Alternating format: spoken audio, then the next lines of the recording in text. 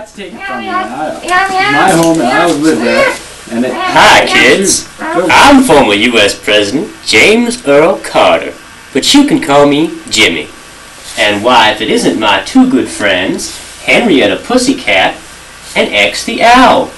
But they seem to be bickering today. What's going on? I see we were playing a game. Now. We'll never get anything done like that. Why don't you just speak one at a time?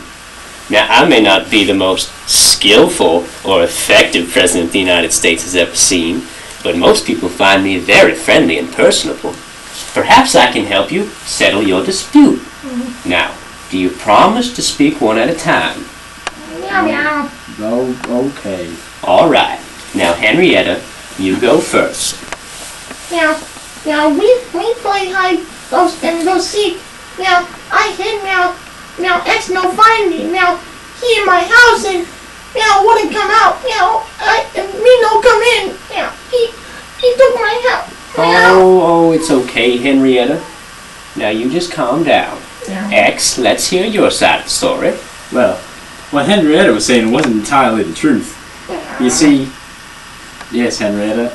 Anyway, you see, we were playing the game, and I had to count and find Henrietta while she hid. And you see, I started counting, and then suddenly she threw twigs and stones and pebbles and other sort of objects at my head, and that rather disturbed my counting. But once I got to 50, I turned around and noticed that she had viciously taken my tree house, and I was very upset about that. So I promptly retaliated by flying up to her house and putting myself inside. Well, believe it or not, kids, this reminds me of something I experienced as President of the United States. Now, back in 1973, of course I wasn't president then, but they were playing a little game in the Middle East. Now, it wasn't a fun game. It was called Israeli Genocide. You see, Egypt and some of her Arab allies decided that they would make a surprise attack on Israel during the Jewish holy day of Yom Kippur. Well, this attack rather surprised the Israelis, but after a few defeats, they recovered and managed to push the Arabs out of Israel. In fact, why, they even conquered Egypt's Sinai Peninsula.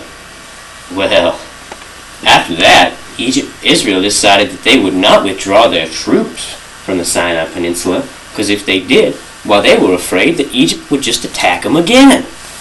So, in 1979, several years later, President Anwar el-Sadat of Egypt and Prime Minister Menachem Begin came to my personal vacation home, Camp David, and we had a little talk about how maybe they would come to some kind of peace agreement.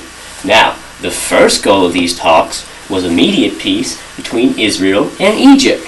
Well, I accomplished that. It became known as the Camp David Accords, and I won much praise because I actually accomplished something as President of the United States. Yeah, Jimmy. Yeah. Now, anyway, after this treaty, Israel withdrew from the Sinai Peninsula, and them and Egypt have been at peace ever since.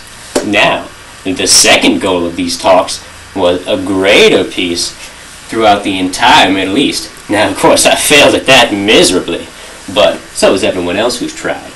So, I suggest that maybe Henrietta, you and X ought to take a little page out of Anwar el-Sadat and Menachem Begin's book and just switch back to where you used to live, forget about the whole thing, and we can all be friends again. How about that? That sounds okay. But only because I like you, Jimmy. All right. Meow, me, my own home, meow. Yep, my tree.